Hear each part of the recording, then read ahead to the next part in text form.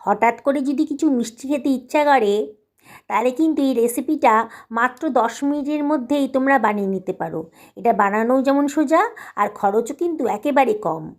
এই জন্যে আমি প্রায় 2 বাটি মতন বেসন নিয়ে নিয়েছি।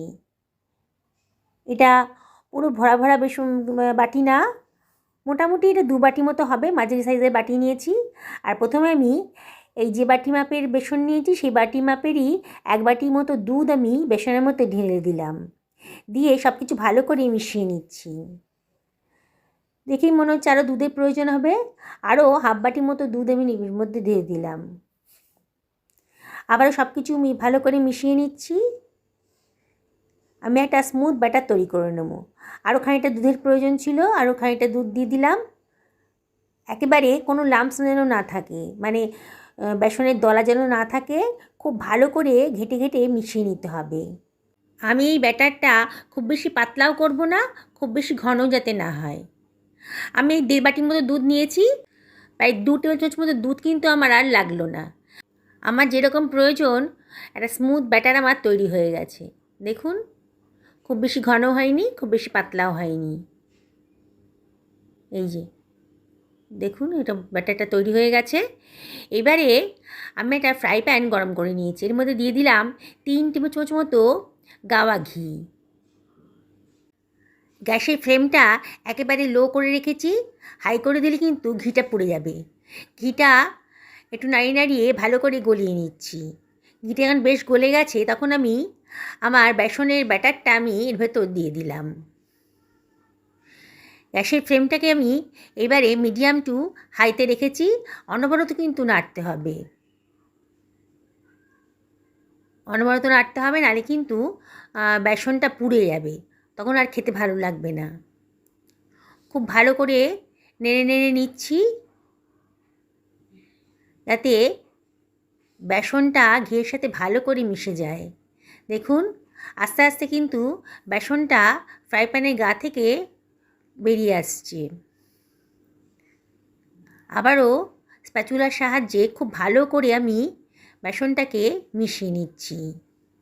এইভাবে খুব ধৈর্য ধরে ভালো করে বেসনটাকে শুকিয়ে নিতে হবে।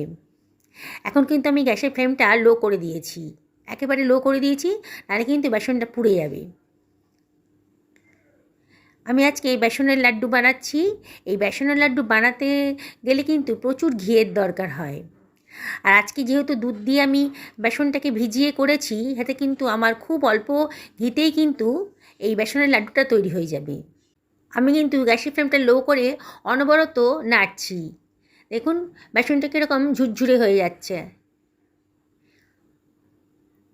বন্ধুরা, রেসিপিটা ভালো লাগলে লাইক, শেয়ার আর কমেন্ট করবেন।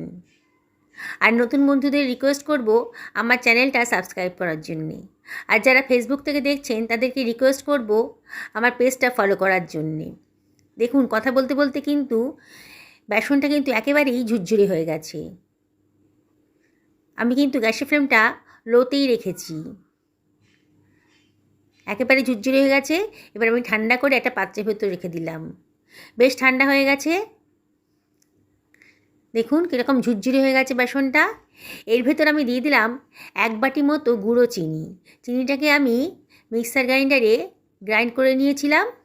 1 বাটি মতো চিনি দিয়ে দিলাম, দিয়ে আবার বেসনেরটার সাথে ভালো করে মিশিয়ে নিচ্ছি। খুব ভালো করে মেশাতে হবে। সব কিছু ভালো করে মিশিয়ে নিচ্ছি। দেখছেন বন্ধুরা, মাত্র 10 মিনিটের মধ্যেই কিন্তু বেসনের লাড্ডু আপনি তৈরি করে ফেলতে পারেন এই প্রসেসে। এতে বেশি খরচও লাগবে না। আমার মনে হয়েছে যে চিনিটা একটু কম হয়েছে, মিষ্টত্বটা কম হয়েছে, এই জন্য আমি আরও হাফ বাটি মতো গুঁড়ো চিনির ভেতর দিয়ে দিলাম। দিয়ে সব কিছু আবারও ভালো করে মিশিয়ে নিচ্ছি। এবার হাত দিয়ে তালু দিয়ে চাপ দিয়ে দিয়ে গোল গোল মতো পাকিয়ে নিচ্ছি।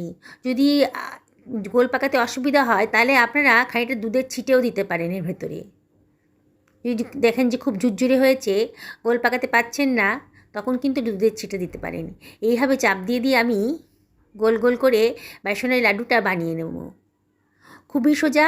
বাজারে কিনতে গেলে কিন্তু হাজার হাজার টাকা খরচ হয়ে যায় এই বেসনের লাড্ডু। আর এটা বাড়িতে বানাতে দেখছেন তো একেবারে কম খরচের মধ্যেই অনায়াসে এই বেসনের লাড্ডুটা বানিয়ে নিতে পারেন। বন্ধুরা অবশ্যই বাড়িতে একবার ট্রাই করবেন। একেবারে দোকানের মতন বেসনের লাড্ডু বাড়িতেই আপনি বানিয়ে নিতে পারবেন। সবাই কিন্তু জিজ্ঞেস করবে যে কী করে বানিয়েছেন এত সুন্দর লাড্ডু এত কম খরচের ভেতরে।